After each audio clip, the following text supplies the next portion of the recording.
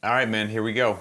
Here we go. Fun topic for, I guess, a kind of good time frame, right? Like we're just after Memorial Day here when we're recording this. So, yeah, I feel like this is very topical. Yeah, true. And I got to give a shout out to our friends at FDNY CrossFit. Oh, hey. You know, Yeah. always hooking us up. So much Rick and appreciated. Sasha, the best.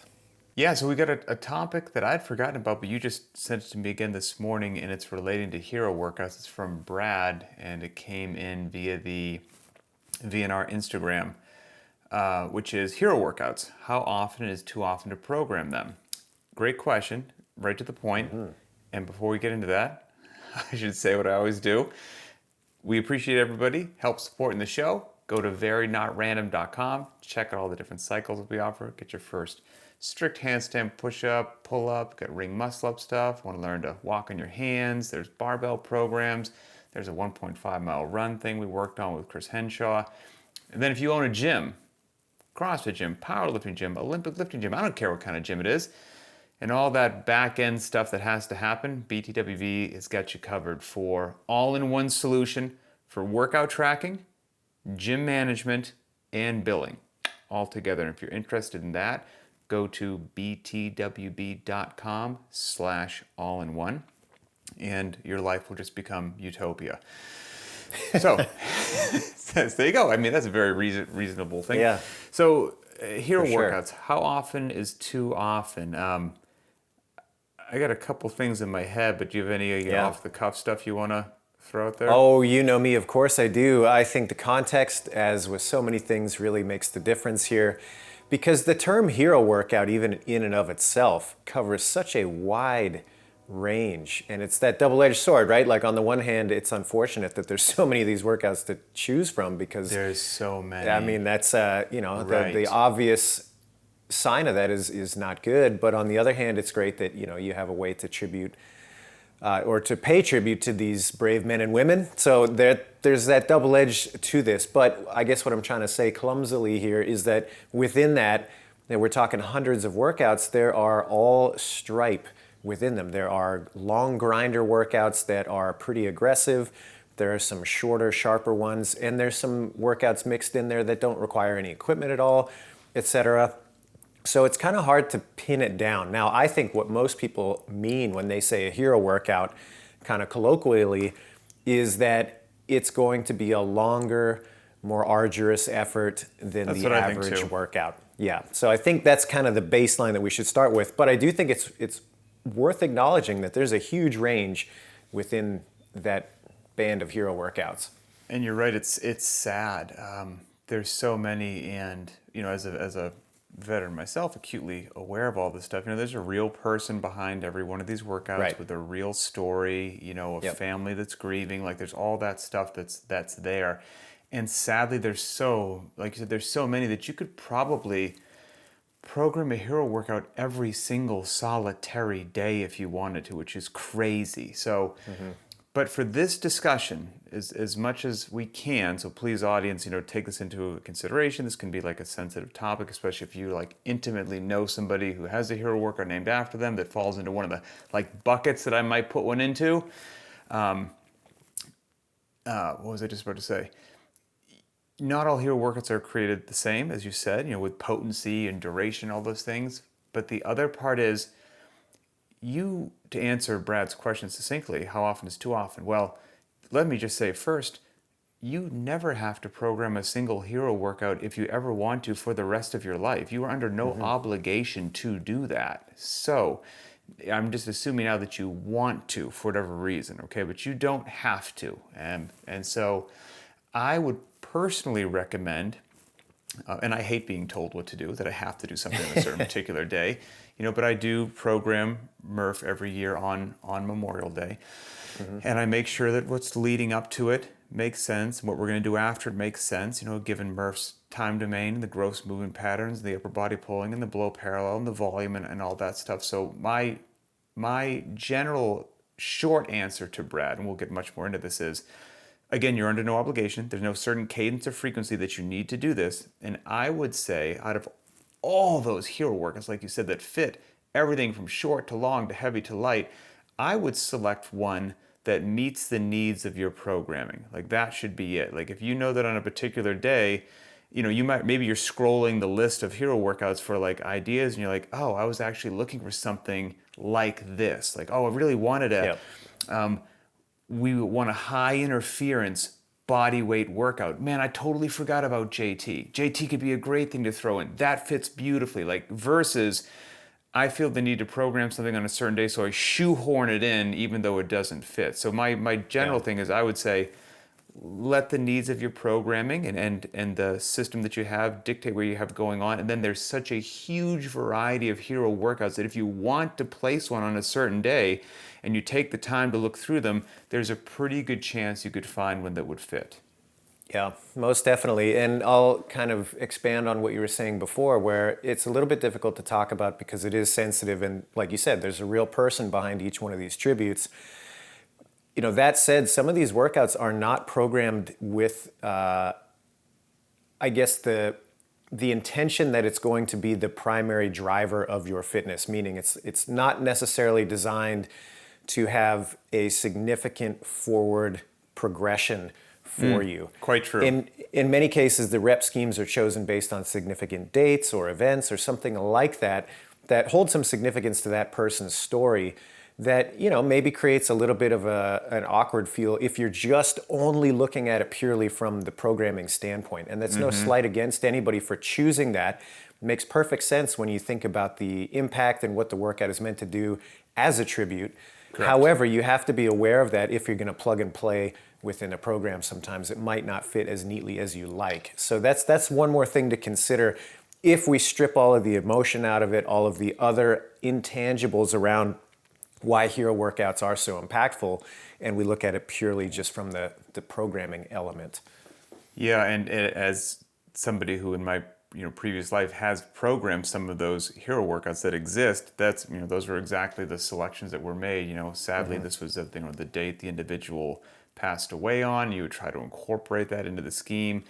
Ideally, you'd get a summary maybe from a loved one or a family member or friend that would say maybe some of their favorite movement selections, or they love to go long, they love to go heavy, they love this, and you try your very best to make it, it is a workout, but it's also a tribute and it's personalized to them. And there's all, I guess, getting back to Brad's question now, if we're talking about it from a rather emotionless perspective there's such a huge gamut. There are some that are just such a slog, and that's their intention. They're supposed to be a slog where for the next few days you feel like a truck hit you, and it is going to affect the rest of your training week, and most likely not in a positive way.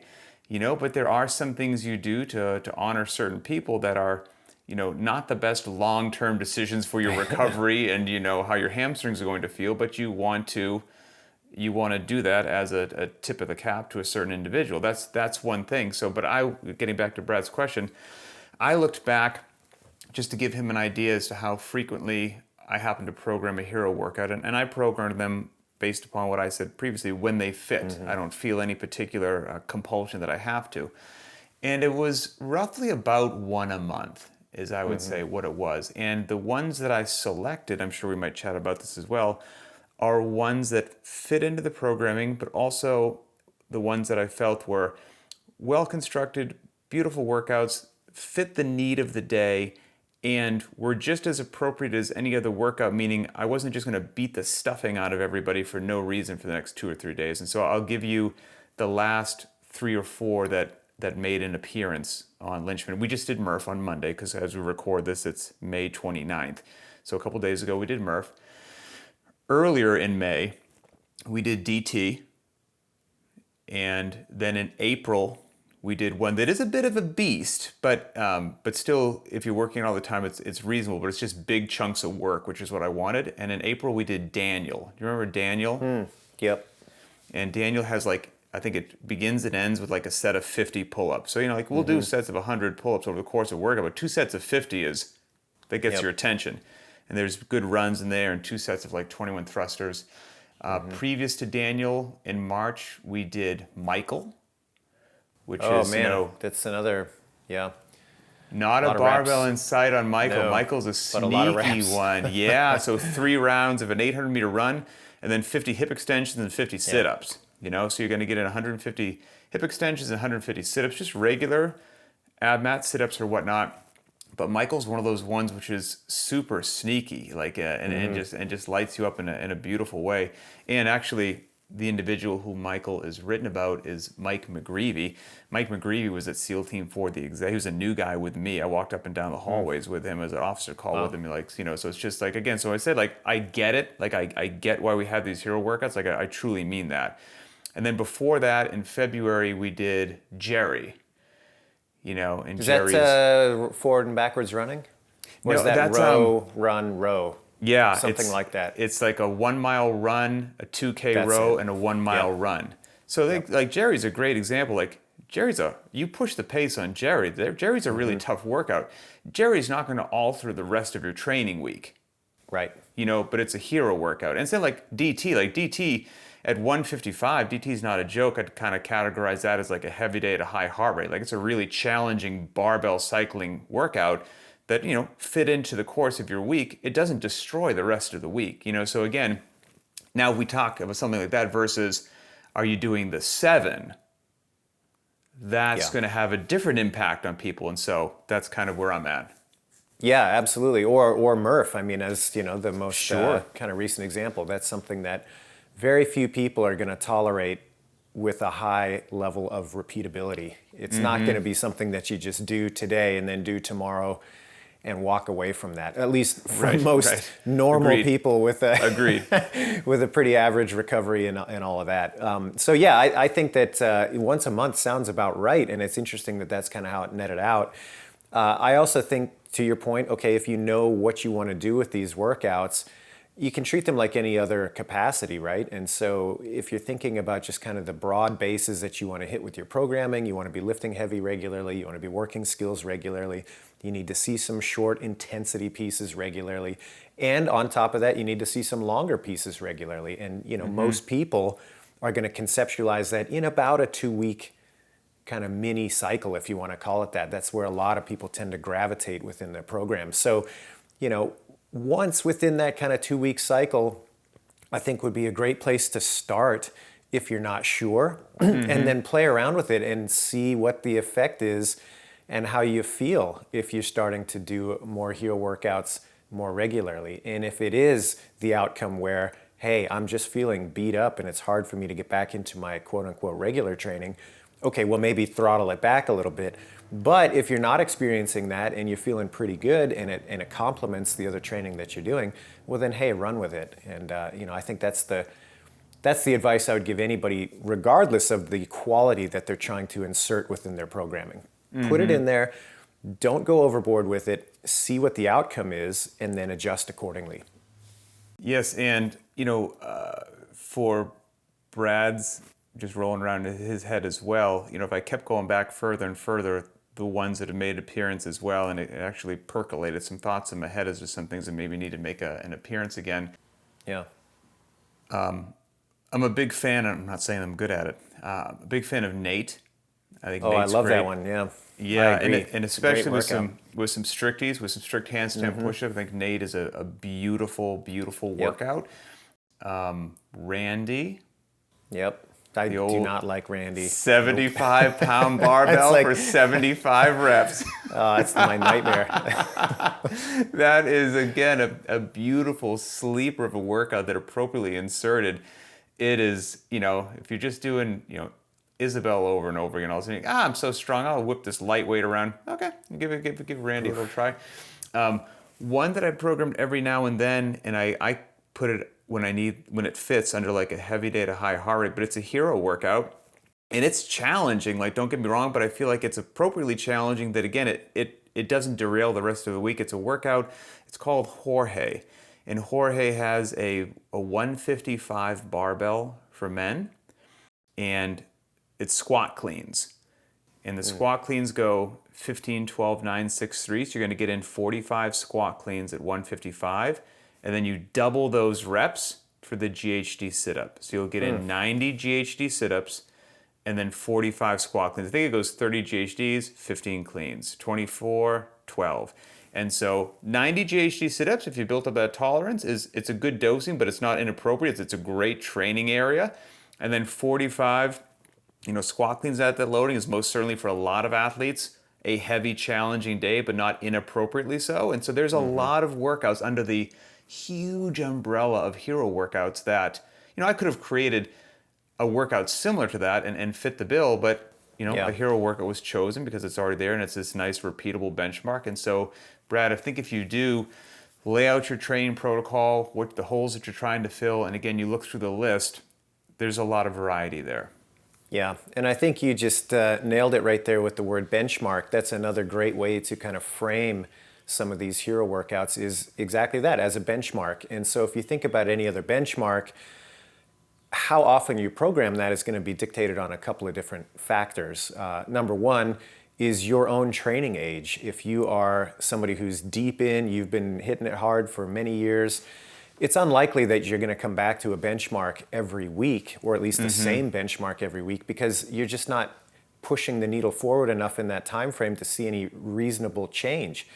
As your training age develops, it's going to take longer to push out those PRs. It's just the nature of the game. On the other side, though, if you're new to this and you're just getting going, I mean, those PRs are going to be coming just like no problem. Every time you show up to the gym, it's going to be, hey, something's getting better. That's a great place to be and enjoy that time. That's when you can start to see these kind of benchmark workouts with a little bit more frequency. And so if you conceptualize a couple of these hero workouts, like you said, as those benchmarks, that can be a pretty nice way to kind of guide your decision making around how often should I see them. Yes, and again, if you explore the list, in my mind, whether it's fair or not, I kind of put them into two buckets. It's a bucket where appropriately inserted, we can put this in, fits the need beautifully, and it doesn't affect the rest of the training week, and ones that do. And here's also the deal. Don't get me wrong, I'm not saying that I don't throw in every now and then that does affect the rest of the week, because that's also the difference between, what's that old line we used to say all the time? Like, there's a fine line between variance and bad programming. Like, if you did something, if you didn't know that you were going to put in the 7, and okay, you've got, if you're unfamiliar with the 7, it's 7 rounds, 7 different movements, 7 reps of each. One of them's a 135-pound thruster, which 49 135-pound thrusters for most people is going to leave a mark. It'll get your attention. It's going to get your attention, right? So now think, in that same workout, there's also 49 deadlifts at 245 pounds, using those same glutes and hamstrings that you're doing 49 thrusters at 135 pounds. And then, guess what your glutes and hamstrings also need to do? 49 kettlebell swings with a 2-pood kettlebell. How's your midline? Because you got 49 knees to elbows in there as well, and your lats from the deadlifts, but you've also got pull-ups in there. Like, the 7s for most people will obliterate them. Like, it just will. It's a profoundly difficult, challenging, grueling workout with a tremendous amount of muscular interference. A tremendous amount.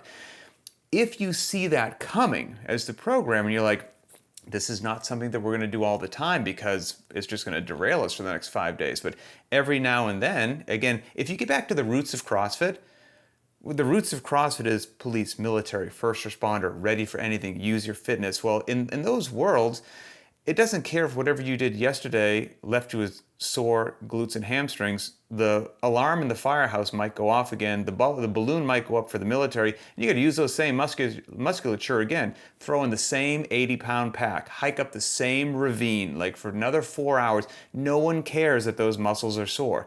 You got to go do the work. And so there is tremendous value in knowing what you can do with your body, even when it's sore and tired, because between the ears, you know how that feels. You've adapted to it, you've trained with it in a safe environment, and now I can go do it when the stakes are actually high. Like, that's the roots of CrossFit, right? It's not whatever. So, exposing your athletes to that at intentional and deliberate intervals so they can experience that has training value, but that's doing it intentionally. If you just don't know that you're about to just hit everybody with a freight train, that's something different. Now, as a new programmer, you have to learn those lessons, and we all have learned those lessons. Anyone says they didn't is a darn liar. But so my point is, I'll put those in every now and then, knowing, hey, you know what? I did something 2 days ago to the crew that lit up their backside, and what would be a poor choice on a lit up backside is the 7. But you know what? We're doing Giddy it. up. Yep. We're doing it because it's not something we do regularly. It's been quite a while, and let's dance with the devil for a bit because there's value there. And so, again, you've got a lot of tools in your toolbox as the programmer with hero workouts. And if you really want to do like some testing between the ears and really tax the system, there's some hero workouts out there that fit that bill beautifully. Absolutely. And to extend your metaphor a little bit about the freight train, it's one thing to be a bit of a raw programmer and hit your cadre with a freight train once. It's another thing to come back and do that day after day after day. And that's where I think sometimes you can fall off the deep end if you're, really going gung-ho with some of these more aggressive hero workouts. So just be aware of that. And I do really like your point that, hey, sometimes there is a time and a place where we are intentionally not really looking for this workout to move the needle forward or to develop my fitness in the best way, but it is more of a test. And I think those concepts are important to kind of explore a little bit. And I know we've brushed on this in the past, but I think there is a world where, appropriately, sometimes you have to put out the test with that understanding that it is not developmental, or at least not as developmental as like a normal training day where development is the key. Now, obviously, there's going to be some overlap there. There's going to be some physiological adaptation when you do throw out those quote unquote tests. Mm-hmm. But I think that is important that people have a little bit of a distinction between those two, and they understand sometimes it is appropriate to throw out the test knowing that it's not necessarily going to be developmental. That's okay. And know your audience, right? Because sure. if we're talking about whatever, a typical thing, this is not what I would do with the seniors class that's just coming in, for a welcome back into fitness. I'm like, all right, ladies, how are the hamstrings? Dosed up? Guess what? It's the 7s. Let's go do it. Like, just obliterate them. Like that's not what I'm talking about. Don't paint those seniors into a box. They might be as tough as nails. You never know. But I would absolutely agree. I also think that you want to watch that with beginners as well. Because it's there's the rare person that loves to get hit in the head and they're like, give me some more. There is that personality type out there. It's not most of us. Most of us are going to have an experience like that right out the gate and be like, maybe this isn't for me. And you run the risk of driving more people away from the program than you do bringing them in if you're too aggressive out the gate. So again, you got to pick and choose. Sometimes it's appropriate to just give that little smackdown, but you really have to be mindful about who and when. And everybody loves a grueling workout, right? Because there's something crazy about human beings. They just love it. So I'll throw one out there, okay? And it's not on the CrossFit Hero list or whatnot. It's one that actually I did for many years when it worked better, like geographically, and I had the gear and I could do it a lot simpler. But I'll throw it out there in case somebody wants to do it. For a buddy of mine that lost his life overseas. The name was Kevin. And what it's supposed to be, and I had to modify it because I'm not great overhead, but it was about, moving your body weight down, man, sort of a drill, carry for much longer than you want. Let's assume that he weighed 185. So it was just 30 clean and jerks at 185. Now I would just do 30 power cleans because I can't go overhead then and do like 30 bench press. That's how I would do it. But it'd be 30 clean and jerks at 185. Then I would throw on 185 on a drag sled, and then do a 1 mile sled drag at 185, in case you had to drag somebody wherever. I would then get a yoke to weigh 185 and do a 1 mile yoke carry at 185. Wow. Now, if you can imagine how long that took, how taxing it was on the central nervous system, and how my body felt for the next like 72 hours. It was a terrible training decision. Like, I mean, I just felt like a truck hit me, and everything about my life was different and worse for about 3 days. But I did that for several years annually around the day that he passed away and whatnot, and knowing that nothing in any exercise science or physiology book's going to be like, this is a really good decision, you should totally do this. It's the total opposite of a good decision. But it was a personal choice for a personal reason and some personal suffering. And a lot of that is tied into hero workouts, which is why, again, getting back to the beginning, it can be a bit of a prickly topic. And so it depends upon, are you intentionally doing this because of a connection that you have? Are you doing it to test your athletes in a way, like we said, that makes sense every now and then, because life doesn't care if you're tired and there's benefit to understanding how you can perform? Or are you looking for a hero workout that isn't going to change the rest of the week and fits nicely in the training? And hero workouts can answer all of those for you, as long as you just do it with your eyes wide open. Yeah, no, I couldn't agree more. And, I don't think I have too many more thoughts on the topic there. I think, good. Yeah. Do you have one that you said you really liked Nate? Do you have another one that you really enjoy? Nate's a good one. You mentioned Daniel, which I really like. And that 800 in the middle of it is just rude. And then I am a big fan of Badger. I was just going to say Badger. Yeah. Yes, 100%.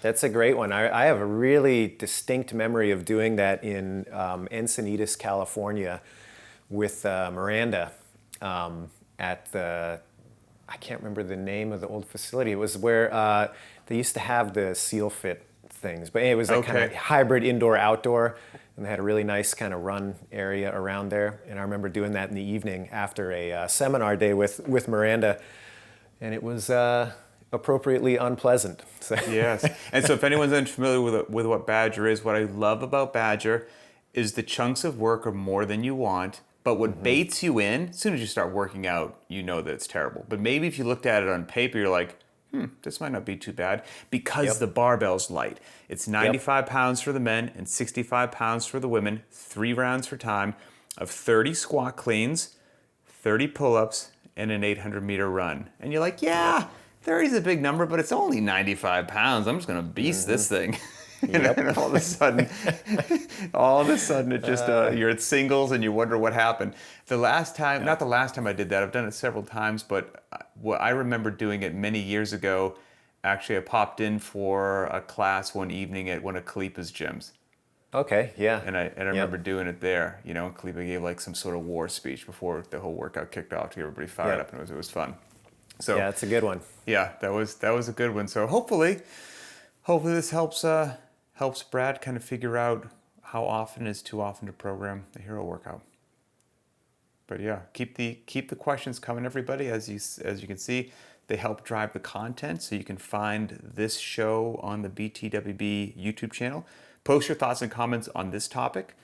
If you have ideas for a future show or topic, post them there. We read that stuff. And if you'd rather be a little bit more on the anonymous side, you can go to the Very Not Random Instagram account, where you can post a comment publicly there, but you can also just send a direct message in private if you so desire, with a question, a comment, a topic, or whatnot, and we'll address it on the show. We definitely appreciate it. So for Adrian Bosman, I'm Pat Sherwood, and we'll see you next time.